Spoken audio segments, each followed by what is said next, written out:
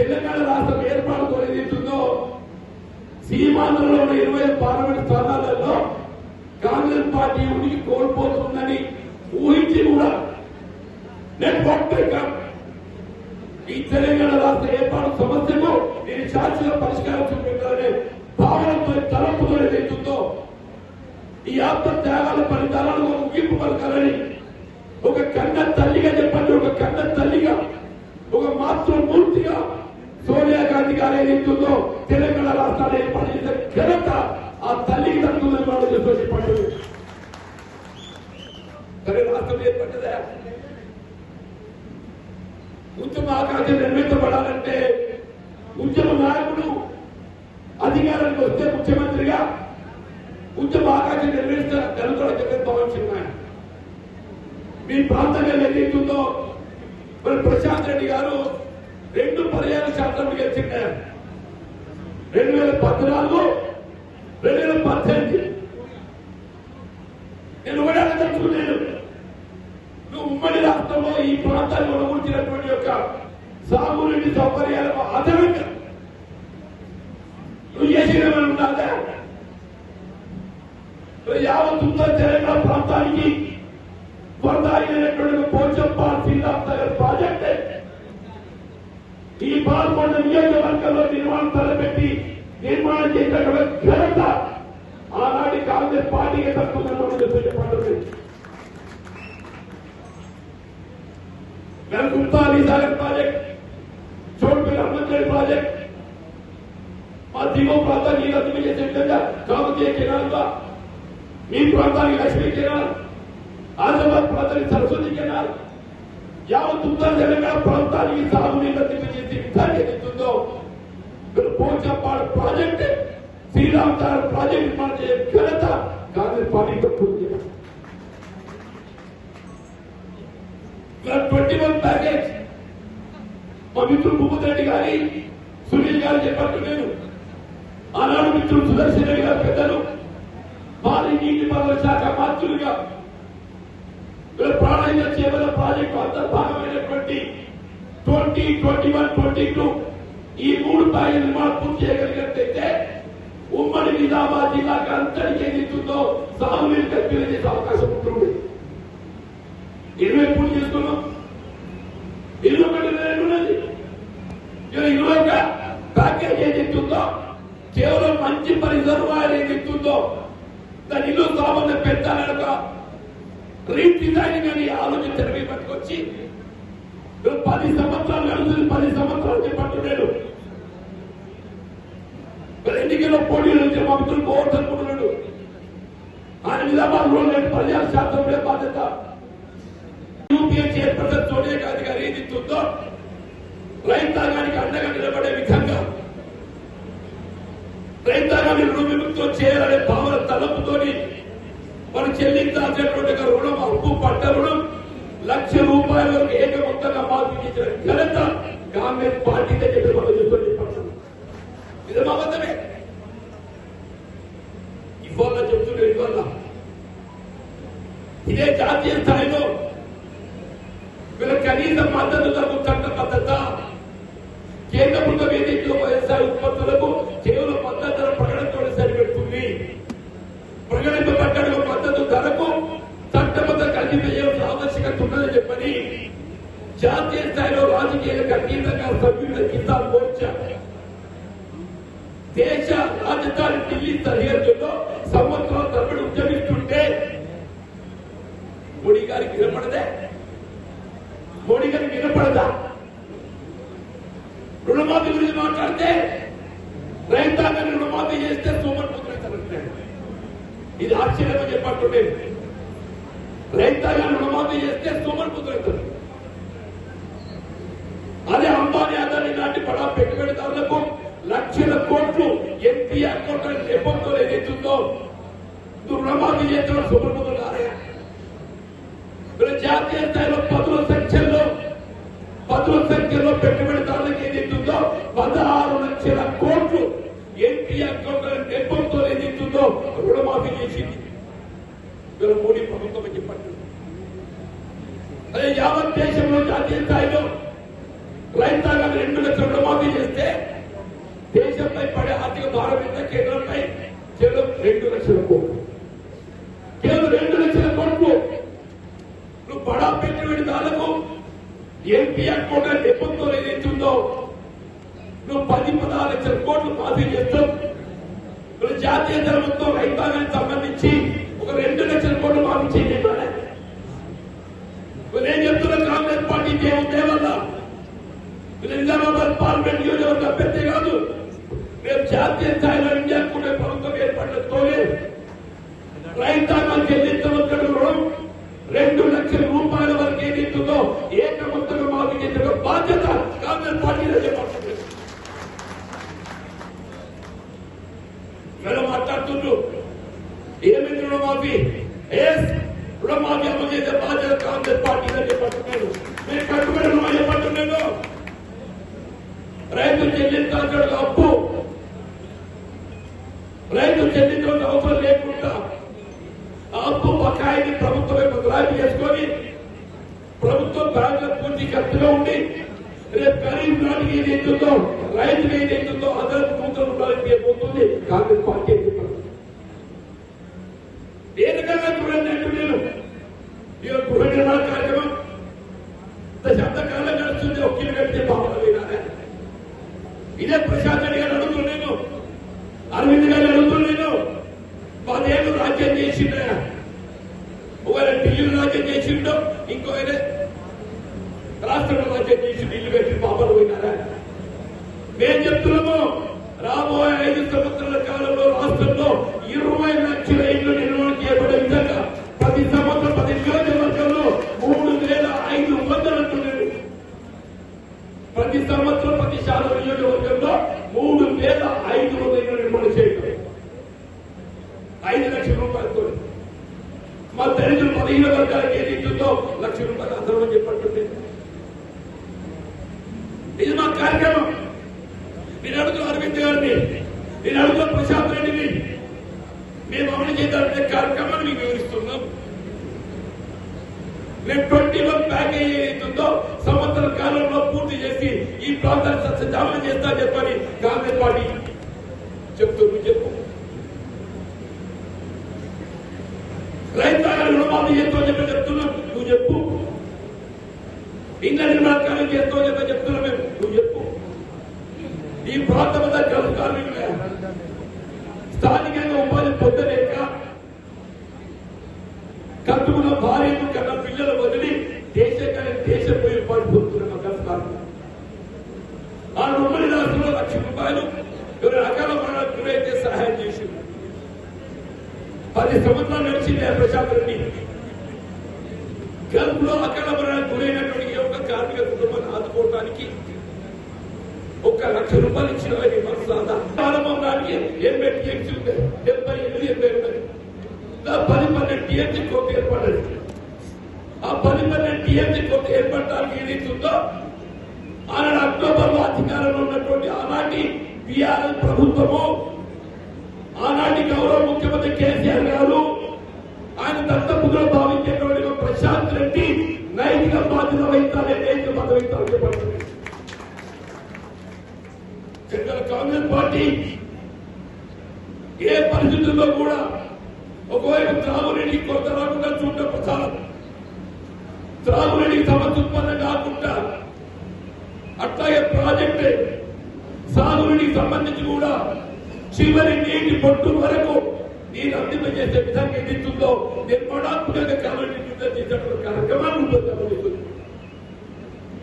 మిత్రుడు సునీల్ గారు ఏదైతుందో గౌరవ ముఖ్యమంత్రి రేవంత్ రెడ్డి గారి దృష్టికి తీసుకెళ్లి సుదర్శన్ రెడ్డి గారే కానీ ఉత్తమ్ కుమార్ రెడ్డి గారే కానీ లక్ష్మీ కెనాల్ కాంతి కెనాల్ ద్వారా రోజు 500 క్యూసెక్ వాటర్ విడుదలతో ఈ ప్రాంతంలో ఉన్నటువంటి పంట పొలాలను కాపాడే ప్రయత్నం చేస్తున్న మాట వాళ్ళతో కాదా చెప్పండి. విమర్శ కాదా? విమర్శ ఎవరైనా చెప్తాడు, విమర్శ ఎవరైనా చెప్తాడు. నేను 3 రాజకీయ పార్టీలునే, కాంగ్రెస్ కానీ టీఆర్ఎస్ కానీ బీజేపీ కానీ భారతీయ రాష్ట్ర సమితి 10 సంవత్సరాల అవకాశం ఇచ్చిన 2 పర్యాయాలు నువ్వు చెప్పుకోవడానికి పెన్షన్ అమలు తప్ప నువ్వు చేసినావా? చెప్పిండ్రు మీరు తప్పిపోయిన కాంగ్రెస్ ఓటు వేస్తే మీ పెన్షన్ రాదు అవుతుంది మీకు నరసింహరావు గారు చెప్పినా లేదే తప్పిపోయి మీరు కాంగ్రెస్ ఓటు వేస్తే మీ ఆంధ్ర పెన్షన్ రద్దు అయితే మీరు కాంగ్రెస్ ఓటు వేస్తే కరెంటు రాదు పంట పొలాలు నీళ్లు రాదు రైతాంగానికి ఆందోళన గురి చేసినట్టున్నాడు మీ ద్వారా చెప్తున్నా నేను ఆనాటి మరి టీఆర్ఎస్ ప్రోత్సాహం అమలు చేసిన ఆసరా పెన్షన్లే కాదు అంత మించి ఏదైతుందో ఆయన అమలు చేసినటువంటి ఆసరా పెన్షన్ అమలుతో పాటుగా మా మహిళల ఆడబిడ్డలకు ఏదైతుందో ఉచిత రవాణా సౌకర్యం 200 యూనిట్ల వరకు ఏదైతుందో గృహ అవసరాలకు ఏదైతుందో ఉచిత విద్యుత్ సౌకర్యం ఆడబిడ్డల వంట చేసి ప్రత్యేకంగా ఏదైతుందో గ్యాస్ సిలిండర్ 2014లో 400 రూపాయలు ఉంటే 1100 1200 ఆ ఆర్థిక భారం స్త్రీలపై పడకుండా 500 అదనంగా పడే భారాన్ని రాష్ట్రంలో కాంగ్రెస్ ప్రభుత్వం గౌరవ ముఖ్యమంత్రి రేవంత్ రెడ్డి గారు ఏదైతుందో భరిస్తూ ఆడబిడ్డలకు 500 రూపాయల సిలిండర్ కల్పిస్తున్నటువంటి ఒక కార్యక్రమం కాంగ్రెస్ పార్టీ చేస్తుంది అసలు ఈ మాట్లాడి ఏం చేస్తున్నాదే ఇంకో పాడి చెప్తే మిత్రులు అరవింద్ ఆనాడు కవిత గారి పట్ల ఉండే ఒక ద్వేషంతో ముఖ్యమంత్రి తనయ్యగా పార్లమెంట్ గెలిపిస్తే ఈ ప్రాంతాన్ని నిర్లక్ష్యం చేసి పశువు రైతు మద్దతు ధర పొందలేకపోవడమే కానీ పశువు నాణ్యత పెంపొందింపజేయబడటానికి పశువు బోర్డే కానీ కనీసం ప్రైవేట్ రంగంలో నిర్వహణ కొనసాగుతున్న చక్కెర కర్మాగారాలు నిర్వహణ కొనసాగడం పొందవేయడమే కానీ ఇవన్నీ క్యుమిలేటెడ్ ఏదైతుందో కవిత గారి పట్ల ద్వేషంతో ఆనాడు కవిత గారిని ఓడించాలన్నటువంటి ఏకైక లక్ష్యంతో ఈ ప్రాంతం మా మిత్రుడు విజయ్ రెడ్డి గారు మనం పోటీ చేసి ఆలూరు పడుతుంది అందులో ఆయన భాగస్వామి రైతాంగాన్ని ప్రోత్సహించి అక్కడ ఆలూరు ఉండే కానీ పాల్గొని ఉండే కానీ జయించనుండే కానీ రైతాంగాన్ని అందరినీ కూడా చైతన్యం తీసుకొచ్చి కవిత గారిని ఓడించాలని ఏక లక్ష్యంతో ప్రయత్నం చేస్తే అన్నిటి గెలిచి మా మిత్రుడు సాయి రెడ్డి గారి ఇంట్లో కథ సరే పసుపోటు ఏమైందో మనకు తెలిసే ఎన్నికల సమయంలో అరవింద్ గారు మాట రాసిచ్చారు నేను పసుపోటు 100 రోజుల్లో ఏర్పాటు చేస్తానని చెప్పాను 5 రోజులు సరే 5 రోజులు కాదు 5 సంవత్సరాలు గడిచిపోయింది ఆయన మాట రాసిస్తే ఆయన ప్రధానమంత్రి మోడీ గారితో ఇంకో మాట రాపించిండే మోడీ గారు భారత ప్రధాని ఒక విశ్వసనీయత ఉంటుందని చెప్పట్టు నేను అక్టోబర్ 4 నాడు ప్రభుత్వంతో జారీ చేస్తే 6 మాసాలు గడుతుంది 6 మాసాలు చెప్పట్టు నేను నేను అడగదలుచుకున్న పాల్గొన్న కేంద్రంగా మీరు ఏర్పాటు చేస్తారు పదుబడి ఎక్కడ ఏర్పాటు చేసినవే నిజామాబాద్ కేంద్రం ఏర్పాటు చేస్తున్నావా అహ్మదాబాద్ ఏర్పాటు చేస్తున్నావా గడిచిన 5 సంవత్సరాల కాలంలో పసుపు నాణ్యత పెంపొందింపు చేయడానికి తీసుకొచ్చారు ఇలా అదృష్టంలో ఏదైతుందో పసుపు దిగుబడి తగ్గిపోయింది అంటే అసలు సాగు విస్తృత తగ్గడంతో దిగుబడి తగ్గింది దిగుబడి తగ్గడంతో ఏదైతుందో మార్కెట్ ధర ఏదైతుందో 15,000 అవుతుంది నేను అడుగుతున్న అరవింద్ గారిని ఇదే నువ్వు రాసిచ్చిన బాండ్లో పసుపుతో పాటుగా ఎర్ర జొన్నలకు మద్దతు ధర ప్రకటన చేస్తా చెప్పాను 5 సంవత్సరాల పట్ల ఎప్పటికప్పుడు స్పందిస్తూ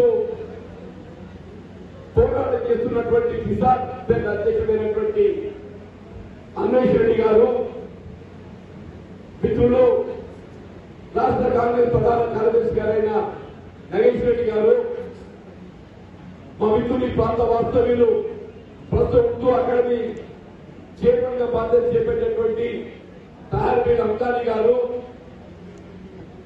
మా మిత్రులు రాష్ట్ర కాంగ్రెస్ కార్యదర్శి గారైనటువంటి సోదరుడు గడు గంగాధర్ గారు ప్రత్యేకంగా ఈరోజు మత్స్య కార్మికుల మరి మనోత్సవాన్ని ఇంతే విశాఖ ఏదైతుందో సమావేశానికి ఏర్పించినటువంటి మా మిత్రుడు మెట్టు సాయి కుమార్ గారు అదే సాయి రెడ్డి గారు ఇంకా మిగతా హోదాలో ఉన్నటువంటి వేదికను అలంకరించిన కాంగ్రెస్ నాయకులు, ముఖ్యంగా నియోజకవర్గ నలుమూలలను తరలి వచ్చిన కాంగ్రెస్ కార్యకర్తలు, అభిమానులు, పాత్రికేయ సోదరులకు అందరికీ హృదయపూర్వక నమస్కారం చెప్తూ, మీ అందరికీ ఉత్సాహం పట్టుదల చూస్తుంటే రేపు రానటువంటి పార్లమెంట్ ఎన్నికల్లో నిజామాబాద్ పార్లమెంట్ నియోజకవర్గ కాంగ్రెస్ పార్టీ గెలుచుకోవడమే కాదు, పాల్గొండ నియోజకవర్గం నుండి అత్యధిక మెజార్టీ పొందబోతున్నటువంటి విశ్వాసం కలుగుతుందని చెప్పట్లేదు. మొన్నటి ఎన్నికల్లో మిత్రుడు ప్రశాంత్ రెడ్డి గారి ఎన్నికల్లో ఎన్నికల్లో గెలిస్తే కానీ ఆయన గెలుపు కేవలం సాంకేతిక గెలుపు మాత్రమే చెప్పట్లేదు. నైతికంగా గెలిచింది పాల్గొండ నియోజకవర్గంకి వెళ్లి కాంగ్రెస్ పార్టీ అభ్యర్థి ఎన్నికల్లో గెలవడమే ప్రధానం కాదు. వాస్తవం ఉమ్మడి రాష్ట్రంలో ఏదైతుందో ఆనాడు కాంగ్రెస్ ప్రభుత్వం చేపట్టిన అభివృద్ధి కార్యక్రమాలకు అదనంగా తెలంగాణ రాష్ట్రం ఏర్పాటు కాబట్టినట్టయితే స్వయం పాలనతో పాటుగా మరింత అభివృద్ధి పథంలో మన ముందు పోయే అవకాశం లభిస్తుందని చెప్పని రాజకీయాలకు అతీతంగా తెలంగాణ రాష్ట్ర ఏర్పాటు ఉద్యమించడం, ముఖ్యంగా విద్యార్థులు, నిరుద్యోగ యువత మరి ఆత్మత్యాగాల ఫలితాలతో ఏదైతుందో మన కేంద్ర ప్రభుత్వం స్పందింపజేయటం, శ్రీ సోనియా గాంధీ గారు ఏదైతుందో వాస్తవంగా రాజకీయంగా ఆలోచన చేస్తే సాధ్యమే పని కాదు. ఎందుకు చెప్తున్నారంటే ఉమ్మడి రాష్ట్రంలో ఆంధ్రప్రదేశ్ లో 20 పార్లమెంట్ స్థానాలు ఉన్నాయి. తెలంగాణ కేవలం 17 పార్లమెంట్ స్థానాలు పరిమితం. 25 పార్లమెంట్ స్థానాలు సీమాంధ్రలో ఉన్నాయి. తెలంగాణ రాష్ట్రం ఏర్పాటుతో ఏదైతుందో సీమాంధ్రలో ఉన్న 25 పార్లమెంట్ స్థానాలలో కాంగ్రెస్ పార్టీ ఉనికి కోల్పోతుందని ఊహించి కూడా ఈ తెలంగాణ రాష్ట్ర ఏర్పాటు సమస్యకు నేను శాశ్వత పరిష్కారం చూపెట్టాలనే భావనతో తలంపుతో ఏదైతుందో ఈ ఆత్మత్యాగాల ఫలితాలను ముగింపు పలకాలని ఒక కన్న తల్లిగా చెప్పండి, ఒక కన్న తల్లిగా, ఒక మాతృమూర్తిగా సోనియా గాంధీ గారు ఏదైతుందో తెలంగాణ రాష్ట్రాన్ని ఏర్పాటు చేసిన ఘనత ఆ తల్లికి తగ్గుతుందని వాళ్ళు చెప్పండి. సరే, రాష్ట్రం ఏర్పడ్డదా? ఉద్యమ ఆకాంక్ష నిర్మించబడాలంటే ఉద్యమ నాయకుడు అధికారానికి వస్తే ముఖ్యమంత్రిగా ఉద్యమ ఆకాంక్ష నిర్వహించడం భావించిన మీ ప్రాంతంగా ఏదైతుందో మరి ప్రశాంత్ రెడ్డి గారు 2 పర్యాయ శాసనం గెలిచిండారు. 2014, 2018. నేను ఒకటే తెలుసుకున్నాను, నువ్వు ఉమ్మడి రాష్ట్రంలో ఈ ప్రాంతాన్ని ఒడగొట్టినటువంటి యొక్క సాగునీటి సౌకర్యాలకు అదనంగా నువ్వు చేసిన ఉండాలి.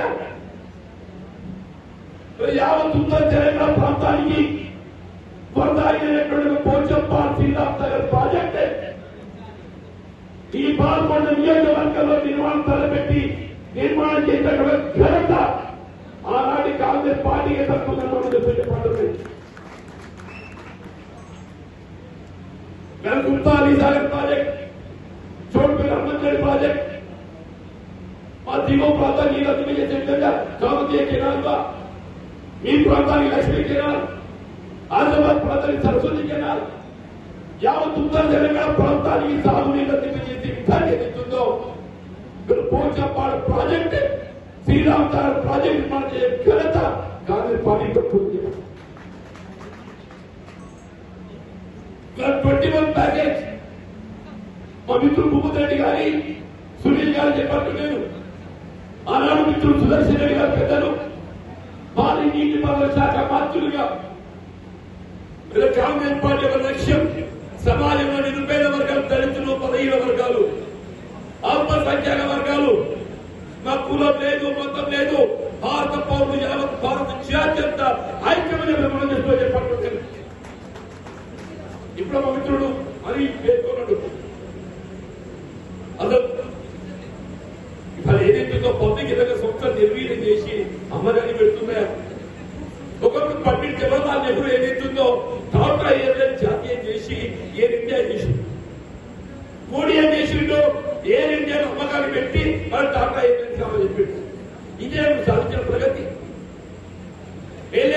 పెడుతున్నాడు, రైల్వే వాస్తు అమ్మకాన్ని పెడుతుండు, రోడ్ల అమ్మకాన్ని పెడుతున్నాడు. అంటే రాబోయే కాలం తప్పిపోయి కదా బీజేపీ అధికారానికి వస్తే ఒక వ్యాపార సంస్థ అని చెప్పండి. ప్రజా సంక్షేమం గురించి ఆలోచించే పార్టీ ఉంటుందంటే బీజేపీ పక్షం చెప్తుంది. కాంగ్రెస్ ఆ విధంగా కాదు, ప్రజా సంక్షేమమే ప్రధాన లక్ష్యం. దయచేసి మరి వాళ్ళ పార్లమెంట్ సభ్యుడిగా నిజామాబాద్ పార్లమెంట్ అభ్యర్థిగా ఏదైతుందో కాంగ్రెస్ పార్టీ అవకాశం కల్పింప చేయడం నిజంగా నేను కాంగ్రెస్ పార్టీ అధినాయకత్వానికి కాంగ్రెస్ పార్టీ నాయకులకు అందరికీ కూడా నేను ముఖ్యంగా మా కార్యకర్తల అభిమానం చెప్పంటున్నాను. నేను మీ బిడ్డను అని చెప్పంటున్నాను. ఒక వ్యవసాయ కుటుంబంకి వచ్చిన ఒక రైతు బిడ్డనని చెప్పంటున్నాను. మీ కష్టంలో పాల్గొంటుంటూ నేను అని చెప్పంటున్నాను. దయచేసి ఆలోచించండి, అండగా జరగాలని చెప్పంటున్నాను. నేను హైదరాబాద్ జగిత్యాల ఎట్లా జరిగాను, ఇక్కడికి వెళ్ళి ఇక్కడ జర్మన్కి వెళ్ళిపోదు. ఇప్పుడు ఏదైతుందో నిజామాబాద్కి వెళ్ళి, నిజామాబాద్ అంటే అర్బన్ రూరల్, ఆర్మూర్కి వెళ్ళి, బాల్కోడకి వెళ్ళి, కొరుట్లకి వెళ్ళి జగిత్యాల పోతారు. ఒక మా పోదం తప్పుతుందట సుదర్శన పోదలు తప్పడుకో ఇరువుడే ఒకడు ఈ 6 నియోజకవర్గాల ద్వారానికి ఒక్కసారి సందర్శించి ఈ 6 నియోజకవర్గాలను నిజామాబాద్ పట్టణంతో పాటుగా పట్టణము, రూరల్, గ్రామీణ, ఆర్మూర్, పాల్కొండ, కోరుట్ల, జగిత్యాల్ 6 నియోజకవర్గాల వారానికి ఒకసారి సందర్శించే విధంగా ఏదైతుందో మీకు అండగా నిలబడి ప్రజా ప్రాతినిధ్యానికి ఏదైతుందో నేను ఆదర్శించాలని దయచేసి మీకు ఎమ్మెల్యే లేడు అని చెప్పారు. భవన్ కార్యకంటే సునీల్ ఏదైతుందో అదృష్టం పోతే తప్పిపోయింది. ఎక్కడున్నాడే సునీల్, నీకు వచ్చి తప్పిపోయింది అంటున్నా. ఏ పార్లమెంట్ నేను ఉంటే కానీ, మీరే కానీ, పాల్గొండ కానీ, ఆర్మూరే కానీ ఈ 2 నియోజకవర్గాలు నేను దత్తత తీసుకుంటా.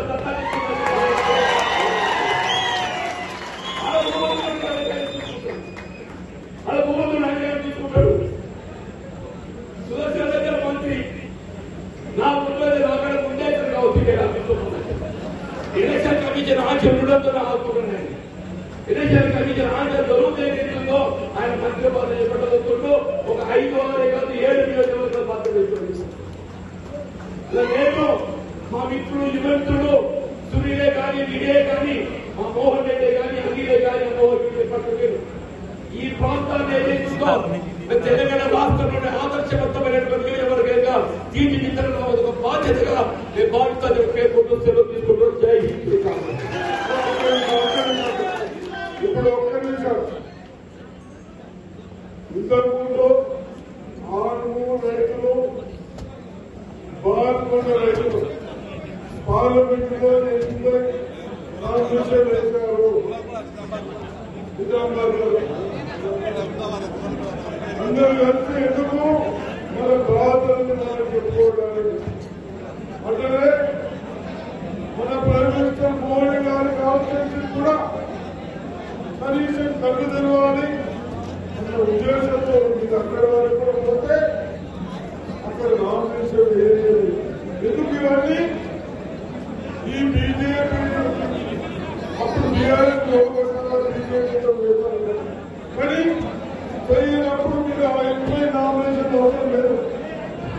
ఇప్పుడు ఈ ఒక్క నామినేషన్ వేసిన వాళ్ళు గెలిపేది వారు అన్ని చక్కగా చెప్పారు. తప్పనిసరిగా ఈ అన్ని బంధాలు తప్పనిసరిగా ఇస్తాం. నా మహిళలకు కూడా మీరు మొదలుగా 450 సంవత్సరాలు దయచేసి అందరూ వాళ్ళేదో దేవుళ్ళు అంటాం అన్ని బాగు.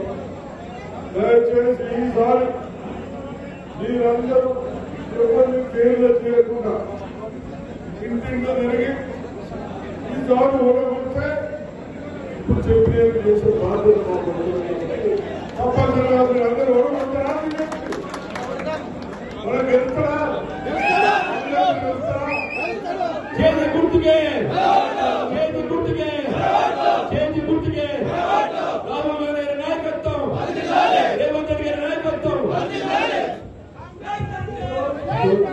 సోదరుల ఒక